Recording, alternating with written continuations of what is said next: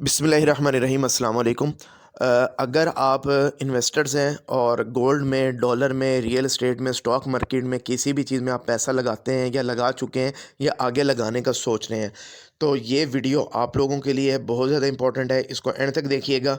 इसमें कुछ चीज़ें मैं एनालाइज़, ये मेरी अपनी प्रिडिक्शन है, अपना एनालिसिस है जो कि मैं मार्च 2024 तक करने जा रहा हूँ कि मुझे कई मैंने पैरामीटर्स इसमें देखे हैं और मैं उसके बेस पे आपके सामने एक एनालिसिस रखने जा रहा हूँ कि मुझे अब क्या लग रहा है कि ट्रेंड किस तरह ऊपर जाएगा, किस तरह किस चीज़ का नीचे आएगा। और मार्च 2024 तक की मैं कुछ चीज़ें आपके सामने रखने जा रहा हूँ और ये टोटली प्योरली मेरा अपना एक एनालिसिस है। ये गलत भी हो सकता है, लेकिन आपको पता है कि मैंने सितंबर के अंदर भी एक प्रिडिक्शन की थी कि जब डॉलर का रिवर्स गियर लगा था कि ये डॉलर जो है अब 245 250 रुपये पे आ जाएगा, तो मैंने तब भी कहा था कि मुझे नहीं लगता ये 275 से नीचे आता है या जो है ना 260 65 तक भी मैंने नहीं कहा था, मुझे ऐसा लगता है। और मैंने ये कहा था 280 से 300 के दरमियान में ये रोटेट करेगा और उसके बाद ऐसा ही हुआ। डॉलर मिनिमम जो है ना वो 71-72 तक गया, 271-72 तक, और उसके बाद दोबारा उसने जो है ना राइज़ किया। आज 286 रुपये पे वो स्टैंड कर रहा है। और इसी तरह गोल्ड के बारे में भी साथ ही लोग कह रहे थे जी 1,70,000 रुपये पे गोल्ड आ जाएगा, तो उसकी मेरी वीडियो मौजूद है। सितंबर में मैंने बात की थी कि मुझे नहीं लगता ये 180 से नीचे आएगा। ऐसा ही हुआ, 180 तक इसने डिप लगाया और उसके बाद दोबारा ये 210 पे चला गया और 210-11 अभी तो 16 पे भी चला गया था, दोबारा अब ये 10-11-12 पे आया हुआ है। तो इन दोनों चीज़ों के बारे में मैं आपको बताने जा रहा हूँ कि अब आने वाले दिनों में क्या है। इस वक्त डॉलर खड़ा हुआ है जी 286-87 रुपये पे। IMF से हमारा जो स्टैंड बाई एग्रीमेंट था वो हो चुका है। स्टॉक मार्केट की सूरत हाल ये है कि तकरीबन 57,500 पे तारीख की बुलंद तरीन सतह पे स्टॉक एक्सचेंज हमारी जा चुकी है। और मुझे ऐसा लगता है कि अगले जो 5 ट्रेडिंग सेशन हैं ये 60,000 को मार्केट टच करने जा रही है इंशाल्लाह। और उसके बाद मार्केट में कुछ ना कुछ करेक्शन आएगा, लाजमी आएगा 1500-2000 पॉइंट का। लेकिन फ़िलहाल जो एक ओवरऑल जो नेट इफ़ेक्ट है वो पॉजिटिव ही नज़र आ रहा है। अच्छा, इसके अब मैं दूसरी बात ये करता हूँ कि 15 दिसंबर तक हमें IMF से जो 71 करोड़ डॉलर हैं, 7 जो मिलियन डॉलर्स हैं, वो हमें रिलीज़ हो जाएंगे 15 दिसंबर तक होपफुली इंशाल्लाह।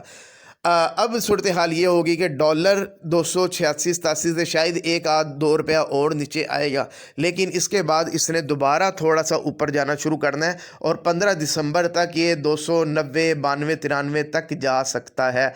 और जैसे ही हमें ये इंस्टॉलमेंट की किस्त एक रिलीज़ होगी तो ये एक दफ़ा दोबारा ये रिवर्स करेगा और 285-86 पे ये आएगा। और इसके साथ फिर क्या होगा जी, अभी आपको पता लग गया होगा कि 10 अरब डॉलर की जी UAE ने कह दिया माइनिंग के अंदर, और इसी तरह सऊदीया ने रैकोडिक के अंदर कर दिया है, और दुबई ने भी माइनिंग में भी, और ऑयल एंड गैस, ये दोनों मिला के तकरीबन हमारी इन्वेस्टमेंट्स जो आने जा रही हैं ये तकरीबन 55 बिलियन डॉलर, 50 से 55 बिलियन डॉलर की इन्वेस्टमेंट्स होने जा रही हैं।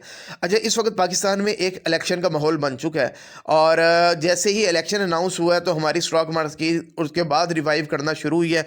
और पैरेलल एक और चीज़ चल रही है कि जो डॉलर माफिया और गोल्ड माफिया के ख़िलाफ़ जो हमारे इदारे क्रैकडाउन कर रहे हैं, जिसमें आर्मी चीफ ने बहुत बड़ा स्टेप लिया और ये स्मगलिंग और ये सारे इस माफिया को हाथ डाला, तो ये चीज़ें 30, 35, 40 रुपये डॉलर नीचे आया, गोल्ड को एक ब्रेक लगी। लेकिन उसके बाद दोबारा ये चीज़ें माफिया थोड़ा सा एक्टिव दोबारा हुआ है, दोबारा चीज़ें ऊपर जा रही हैं। अच्छा, 15 दिसंबर के बाद ये चीज़ें दोबारा रिवर्स आएंगी। अभी 15 दिसंबर तक ऊपर जाएंगी, थोड़ी बहुत जाएंगी, लेकिन उसके बाद दोबारा इनको रिवर्स लगेगा। लेकिन इलेक्शन से पहले या इलेक्शन के आसपास मैं दोबारा इसके अंदर एक हाइक देख रहा हूँ। हालात थोड़े से फिर कुछ ख़राब होंगे और मुझे ये लगता है कि वही मेरी प्रिडिक्शन जिसमें मैंने कहा था 280 से 300 में फ्लोट करेगा, तो मुझे ऐसा लगता है डॉलर 300 को टच करेगा इलेक्शन से पहले। और अगर आप फरवरी का महीना पाकिस्तान का देखें तो हमने अब तकरीबन 25 अरब डॉलर की जो पेमेंट्स वगैरह है वो भी अभी करनी है, हमारी वो पेंडिंग है। तो उस वक्त रुपए के ऊपर प्रेशर हमारा आएगा और ये हमारा डॉलर एकदम से ऊपर जाएगा। लेकिन उसके बाद जो मार्च की मुझे सूरत हाल नज़र आ रही है, और ये प्योरली मैं एनालिसिस कर रहा हूँ, अपने जितने भी मैंने पैरामीटर, इंटरनेशनल पैरामीटर्स भी देखे हैं, लोकल में जो इवेंट्स आ रहे हैं वो सारी चीज़ें मैं अलाइन जब कर रहा हूँ, तो मुझे मार्च में एक ऐसी सूरत हाल बनती हुई नज़र आ रही है कि एक पॉलिटिकल गवर्नमेंट बन चुकी होगी और एक मुझे जो लग रहा है कि एक स्पेसिफिक जो है ना एक पार्टी जो है ना उनके जो हेड हैं वो शायद लीड करते हुए मुझे नज़र आ रहे हैं। तो बेसिकली हमारा मकसद सियासत पे बात करना नहीं है, हम अपने पैरामीटर्स के ऊपर बात कर रहे हैं। तो उस वक़्त क्या होगा, सऊदीया जो है ना वो भी बड़ा कॉन्फिडेंटली तैयार हो जाएगा इन्वेस्ट करने के लिए। यूएई पहले ही अपनी रजामंदी दे चुका है। और दूसरा ये कि एक इशारा दे दिया गया उस पार्टी की तरफ से कि हम जो इंडस्ट्रियलाइजेशन है उसको हम प्रमोट करेंगे, हम लोगों से नहीं पूछेंगे पैसा कहाँ से आ रहा है, भाई आप पाकिस्तान में ला के पैसा इन्वेस्ट करें। इससे क्या होगा, जो हमारे फॉरेन रेमिटेंसीज हैं वो ज़ाहिर है उसके ऊपर रिस्ट्रिक्शंस हमारी ख़त्म हो जाएंगी, वो एकदम से रेमिटेंसीज हमारे आने शुरू होंगे। और दूसरा जो शरह सूद के बारे में बात कर दी गई है कि जी अगर इतना महंगा इंटरेस्ट रेट होगा तो उसके ऊपर कौन बंदा कारोबार करेगा। तो अब आपको स्पेसिफिक एक माइंडसेट नज़र आ रहा है कि जो इंडस्ट्रीज़ है उसका रिवाइवल पाकिस्तान में होने जा रहा है। अब जब मैं इंडस्ट्रीज़ की बात करता हूं तो इसके अंदर हर चीज़ की इंडस्ट्री शामिल है और इसमें कंस्ट्रक्शन मटीरियल की इंडस्ट्री भी शामिल है। और अगर आप देखें तो अगर वो स्पेसिफिक पार्टी रूल में करती है आती है तो उनके टाइम में हमेशा हमने पिछले ट्रेंड ये देखे हैं कि जो इंफ्रास्ट्रक्चर है उसके ऊपर बहुत ज़्यादा काम बढ़ना शुरू हो जाता है। और वो कंस्ट्रक्शन से रिलेटेड सारी इंफ्रास्ट्रक्चर जब बनता है तो कंस्ट्रक्शन इंडस्ट्री वो बूस्ट कर जाती है। और मैंने अपने लास्ट व्लॉग में पहले ही कह दिया था कि मुझे 2024 का जो साल है कंस्ट्रक्शन इंडस्ट्री का जो है ना, रियल एस्टेट का एक मेन सेक्टर है ये, तो ये मुझे बूम इसके अंदर बहुत ज़्यादा दिखाई दे रहा है। और अब सारी चीज़ें अलाइन होती हुई नज़र आ रही हैं। तो ये जब सारी चीज़ें हो रही होंगी, मार्च में एक उम्मीद नज़र आ चुकी होगी, एक प्लान तैयार हो चुका होगा और इंटरनेशनल जो प्लेयर हैं वो पाकिस्तान में एंटर हो चुके होंगे। इन्वेस्टर्स मज़ीद उनका कॉन्फिडेंस बहाल होगा, इंडस्ट्रियलाइजेशन के अंदर पैसा आ रहा होगा, स्टॉक मार्केट मज़ीद मुझे ऊपर जाती हुई नज़र आ रही है, बैंकिंग सेक्टर मुझे नीचे जाता हुआ नज़र आ रहा है।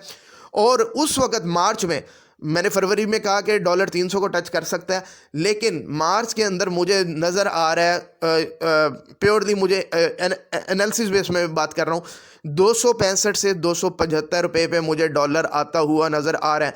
अच्छा, जब डॉलर इस रेंज में आएगा तो गोल्ड के साथ क्या होगा, ये अब मैं आपको एक चीज़ बता दूं कि अगर इंटरनेशनल जो कोई ऐसे खुदा ना खासा कोई ऐसे बड़े इवेंट्स ना हो जाए, कोई जंग ना शुरू हो जाए, कोई ऐसा मसला ना हो जाए, इंटरनेशनल अगर चीज़ों को हम स्टैटिक रखते हैं, उसके अंदर कोई चीज़ फैक्टर्स इन्वॉल्व नहीं होता, सिर्फ लोकल फैक्टर को देखते हैं, तो अगर 5-7 रुपये का फ़र्क आता है ना डॉलर में, तो हमारा गोल्ड के अंदर 8-10 हज़ार का फ़र्क आ जाता है। तो अगर हमारा डॉलर ये तकरीबन 265 से 75 की ब्रैकेट में मार्च तक आ जाता है, तो मुझे गोल्ड जो है 2-10-11 से दोबारा 1,80,000 के राउंड अबाउट नज़र आ रहा है।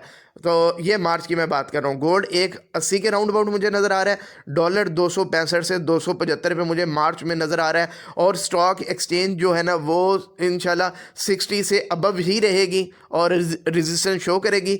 जबकि बैंकिंग सेक्टर का जो है क्योंकि इंटरेस्ट रेट मुझे बहुत तेज़ी से अब नीचे आता हुआ नज़र आ रहा है, और इन सब चीज़ों के साथ जो रियल एस्टेट सेक्टर है मुझे बहुत तेज़ी के साथ ग्रो करता हुआ नज़र आ रहा है। तो अब इन्वेस्टर ने अपना प्लान ये करना है। अब आप अगर शॉर्ट टर्म खेलना चाह रहे हैं तो मैं आपको बिल्कुल भी रिकमेंड नहीं करूंगा कि पाकिस्तान के साथ ये बिल्कुल भी जो है ना कोई उसके साथ अच्छाई नहीं है, ये नाइंसाफ़ी है, हमारे लोगों के साथ नाइंसाफ़ी है कि आप आज डॉलर उठा के रख लें, गोल्ड उठा के रख लें। मैं बिल्कुल भी इस चीज़ को प्रमोट नहीं कर रहा। आप रियल सेक्टर में लगाएं, स्टॉक एक्सचेंज में जाएँ, आप रियल एस्टेट में जाएँ, कंस्ट्रक्शन इंडस्ट्री के अंदर लगाएँ, जो चीज़ जहाँ पर लगानी है तो वहाँ पर आप पैसा लगाएं। अच्छा, अब ओवरसीज़ मेरे साथ पूछ रहे हैं कि हमारे पास अब जो फॉरेन करेंसीज पड़ी हुई हैं उसका हम क्या करें। बेसिकली ये सारी वीडियो बनाने का मकसद ये था कि हम अपने ओवरसीज़ क्लाइंट्स को गाइड कर सकें कि मुझे अपने एनालिसिस की बेस पे ये चीज़ें होती हुई नज़र आ रही हैं। तो इस वक्त मैं आपको यही सजेस्ट करूंगा कि अपनी आप फॉरेन करेंसी पाकिस्तान में लेके आएँ या आप स्टॉक एक्सचेंज में लेके जाएँ। आपका एक्सपीरियंस नहीं है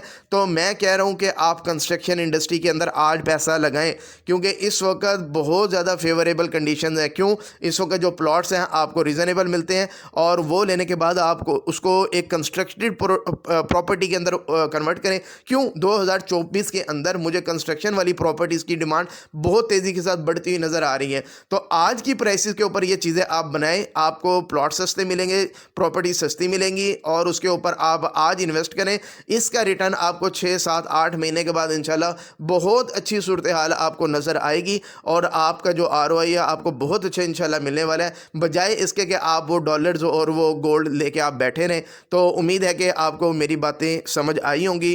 कमेंट बॉक्स में आप अपनी जो राय है उसे भी हमें आगाह कर सकते हैं। Thank you very much.